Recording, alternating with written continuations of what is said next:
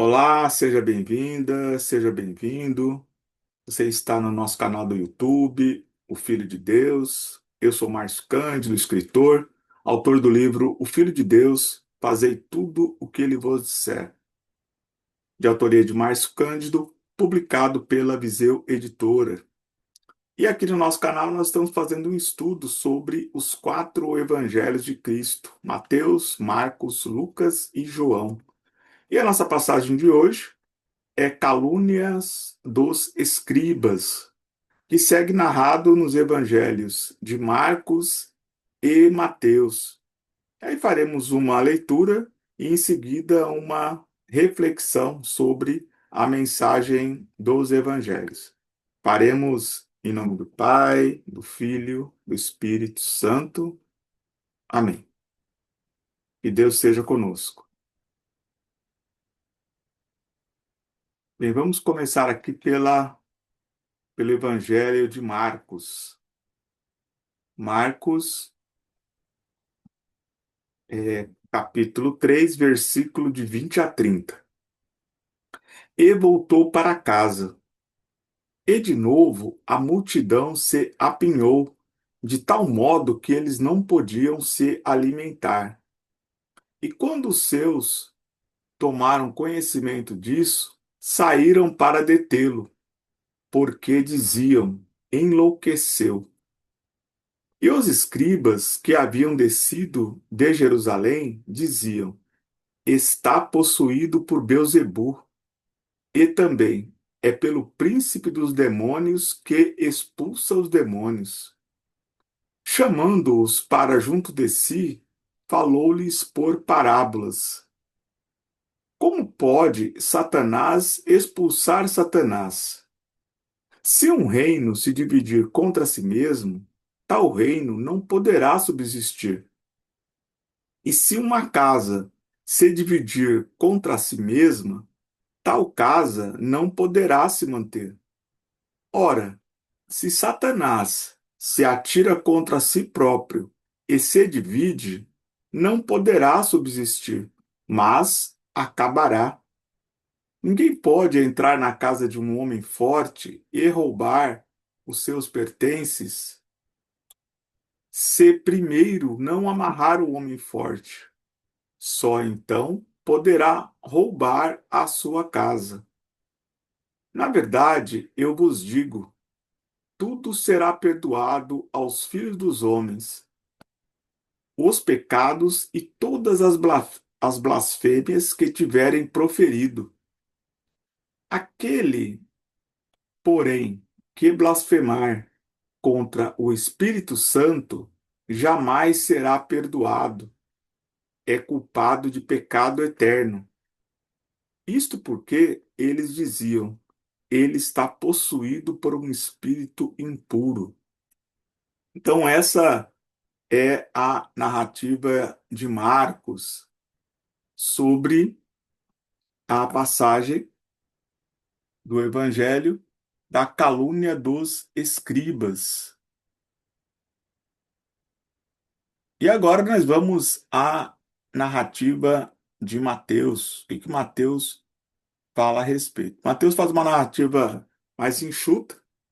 Mateus capítulo 9, versículo de 32 a 34.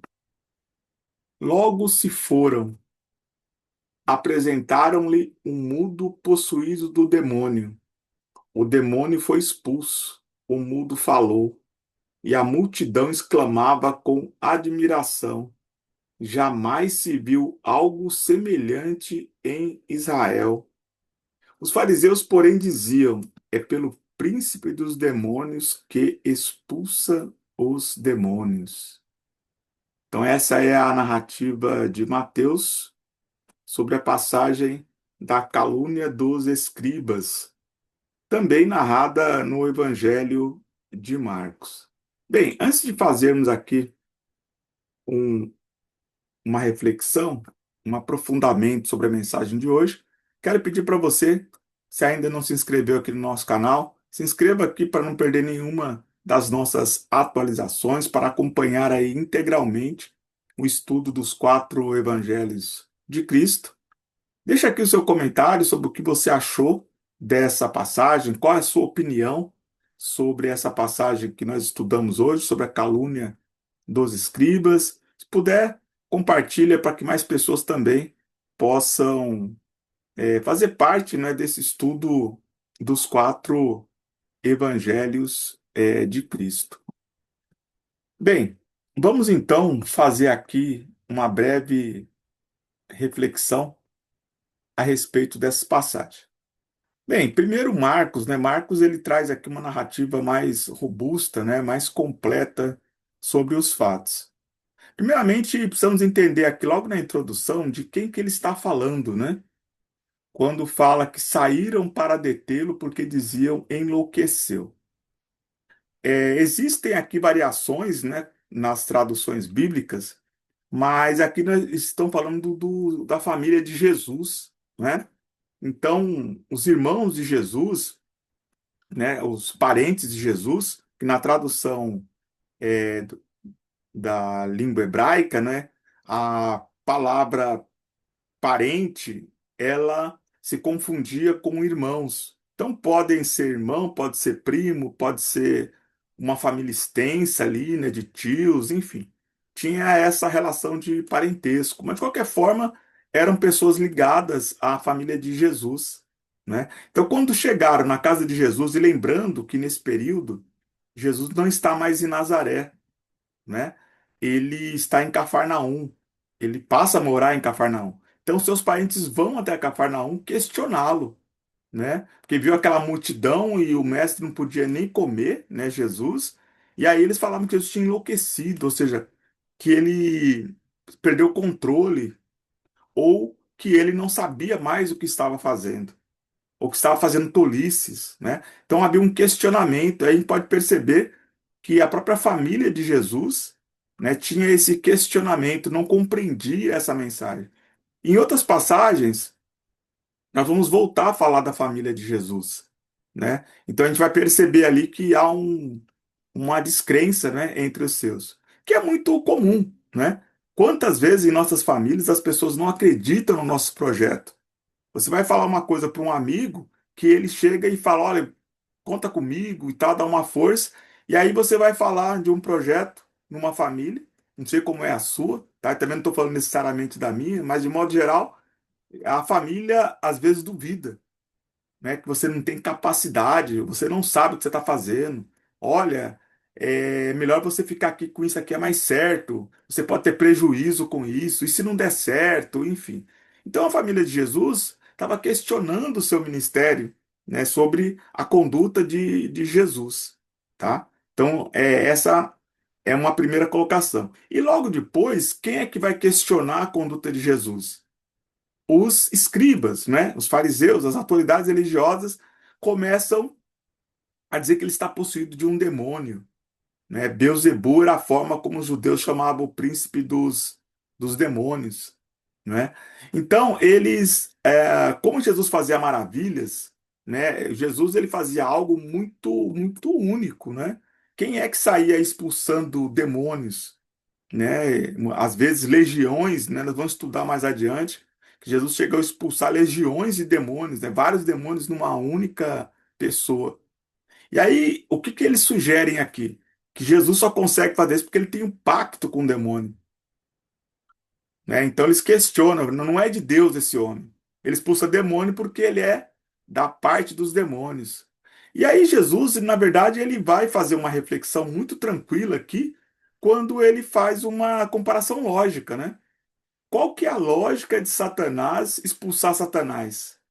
Por que que demônio vai expulsar o próprio demônio, né? Então aí ele chama, na verdade, a lucidez, né?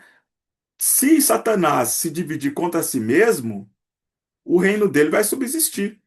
Sabe aquela história que a gente fala no popular, dá um tiro no pé? Se o Satanás começar, né, um demônio começar a expulsar o outro, ele está dando um tiro no próprio pé. Qual a razão, né? Qual o sentido para que Satanás expulse Satanás? Né? Então essa é a primeira questão que Jesus coloca aqui para refletir. E aí ele estende também essa reflexão para a nossa vida. E aí é importante a gente avaliar aqui, né?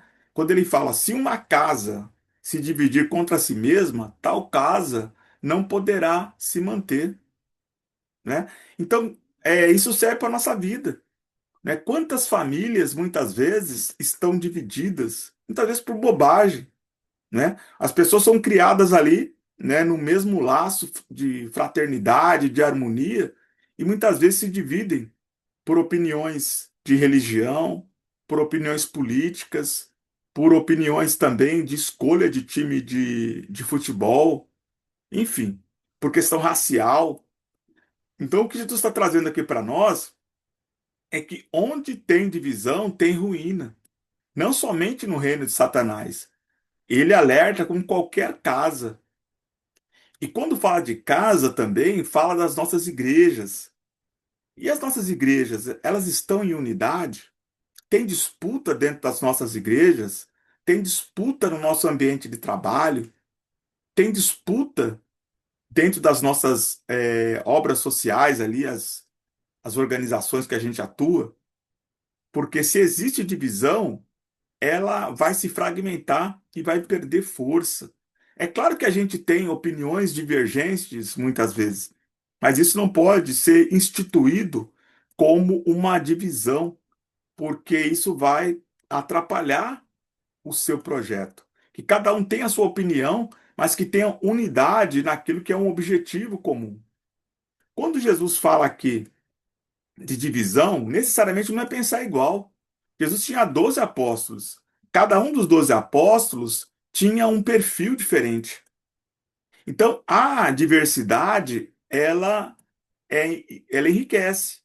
Mas a diversidade não pode confundir, né, a pluralidade, a diversidade com a diferenciação, com a divisão. Ser diferente necessariamente não é dividir, né? Então Jesus aqui ele nos chama a atenção contra a divisão, né? Ele usa o exemplo de Satanás contra Satanás, a divisão no reino dos infernos, mas também que na nossa vida a divisão ela só tende a tirar a nossa força, né? Então ela não agrega valor aqui à nossa existência. Mas Jesus ele coloca um elemento aqui muito mais potente, né, para chamar a nossa atenção. Porque quando os, os escribas falam que é por Beelzebul que ele expulsa os demônios, eles estão associando o Espírito Santo a uma obra demoníaca. E aqui Jesus ele chama a atenção muito firmemente, né? Quando ele fala em verdade vos digo. Toda vez que Jesus afirma assim, em verdade, é porque ele vai trazer um anúncio muito importante. Então, toda vez que no evangelho tiver em verdade, eu vos digo, é que Jesus ele vai fazer uma afirmação potente ali. Então, precisa ficar muito atento em tudo, mas principalmente quando ele fala em verdade, porque aí ele quer ratificar uma questão. E aí ele fala: tudo será perdoado aos filhos dos homens os pecados e todas as blasfêmias que tiverem proferido. Ele fala de tudo, inclusive o pecado contra Jesus e contra Deus. Ele só faz aqui uma ressalva. Aquele, porém, que blasfemar contra o Espírito Santo jamais será perdoado. É culpado de pecado eterno. Ou seja, se você falar uma blasfêmia, e aí a gente precisa tomar muito cuidado quando a gente fala bobagem, a gente fala coisa emite opiniões sobre questões que a gente desconhece, que a gente tem ignorância sobre o assunto. E eu já vi pessoas falando besteira sobre o Espírito Santo, que não entende o mistério da Santíssima Trindade. Então, muito cuidado com a palavra, porque a palavra tem muita força. O pensamento também. Mas quando você fala, pega muito mais força. Então, muito cuidado. Pecado mortal é aquilo que te leva à condenação eterna. Percebe? O que Jesus está falando aqui, quando ele afirma em verdade, ele está falando: olha, presta atenção. Não tem perdão se você pecar contra o Espírito Santo. Imagina o que significa o Espírito Santo. A gente não faz ideia de que energia tão irradiante é essa. para que Jesus, o Filho de Deus, que é Deus, atribui tanta importância contra a blasfêmia. Ele fala assim: ó, você pode falar mal de mim e do meu Pai, mas você não pode falar do Espírito Santo. Que mistério!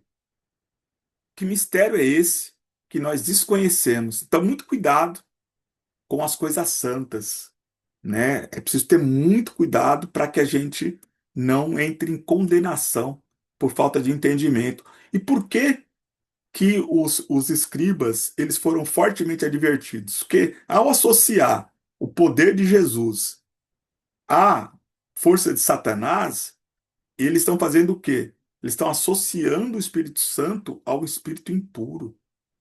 São pecados de morte que os escribas cometeram.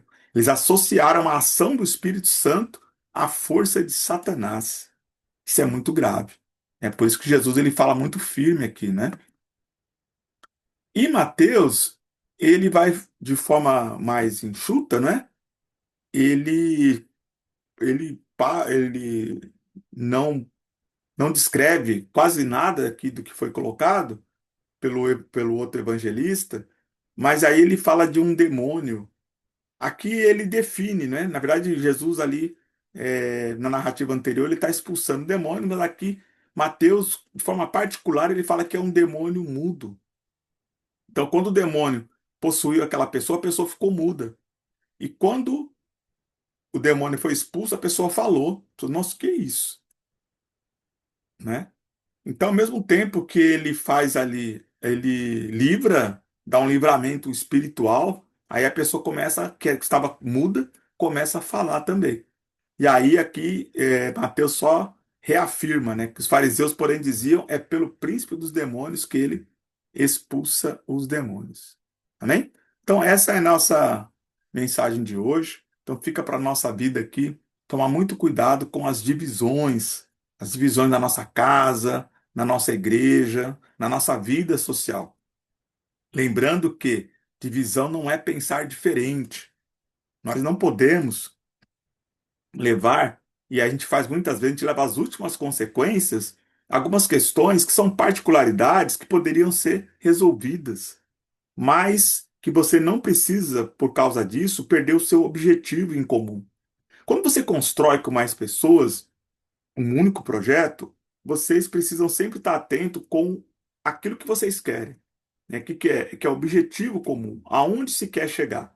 Se você pensa diferente, não quer dizer que não dá certo trabalhar junto. Pode produzir juntos pensando de forma diferente.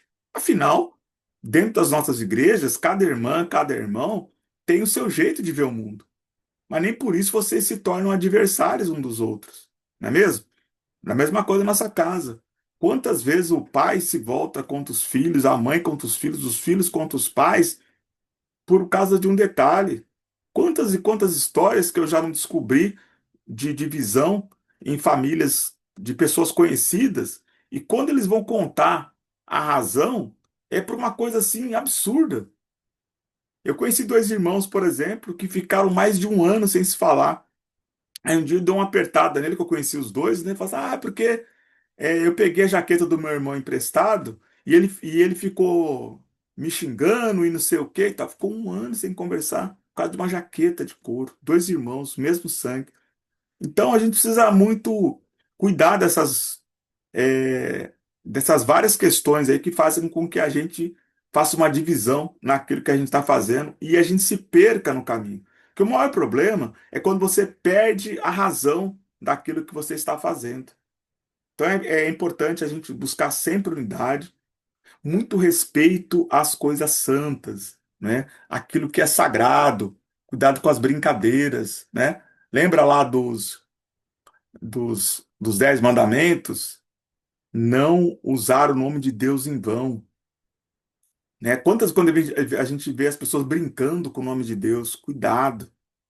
Contra o Espírito Santo, então, mais grave ainda. Olha o que Jesus está trazendo aqui. Cuidado com brincadeiras que envolvem o sagrado. Respeito a todas as crenças, respeito a Deus, amar a Deus sobre todas as coisas e zelar pelo nome de Deus, não usá-lo em vão. É um dos 10 mandamentos. Amém? E, inclusive, quando nós falamos em 10 mandamentos aqui, Tem uma questão aqui em relação à família de Jesus, né? Porque a família de Jesus tentava o quê? Impedir que ele fizesse o que ele estava fazendo, ou questionar a forma como Jesus estava fazendo. E no nosso próximo encontro aqui, novamente nós vamos falar de um aspecto relacionado à família de Jesus, que se você assistiu esse vídeo de hoje, vai entender melhor o que nós vamos tratar no nosso próximo encontro, que também vai ter aí uma relação com a família de Jesus. Então, muita paz, muita luz, muita harmonia, muita unidade na sua vida, nos seus projetos, na sua família, que o Espírito Santo preencha sua casa de muita sabedoria, muita luz e muita força. Amém? Fiquem com Deus. Forte abraço.